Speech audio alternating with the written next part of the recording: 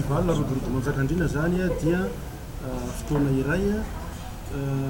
arak'izay volaza zay a dia irodorobony miteraka manjakandriana tsy hakanavaka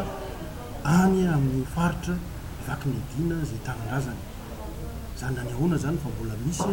ary tena mbola misy zany vaky medina zany na dia ataontsika hoe efa tsy dia heniny olona atsony ary misy zany vaky medina rodorodo miteraka vaky medina zany amin'ny festival rodorodo valambefolo sy roa arivo zay atao any manjakandriana tendrony distrika io amin'ny valambroapolo ka hatramin'ny telopolo ny volana septambra ny zavatra tena songadina mandritra ny festival dia araky izay hoe fanehoana ny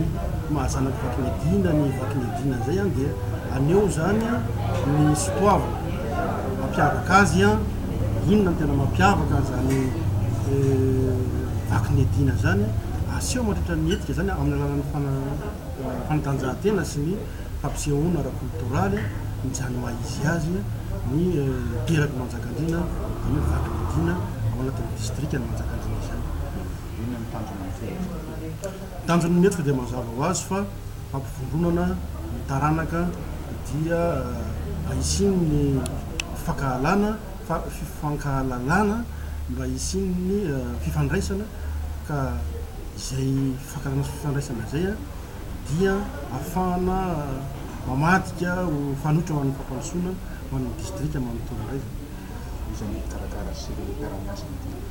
ny mpikarakara moa dia misy komity manokana iraisan'ny velona ao manjakandriana sy ny zanakabelezana fa ny mpanoana betsaka ihany koa fa ny mpanoana ofisialy moa zany dia ny cabinet zaratany sy ny radio vaky medina zany ataontsika hoe média officiel etsika rodorodo andihany voalohany ity dia atao amin'ny valambroapolo ka hatramin'ny telopolo septambra ho azy.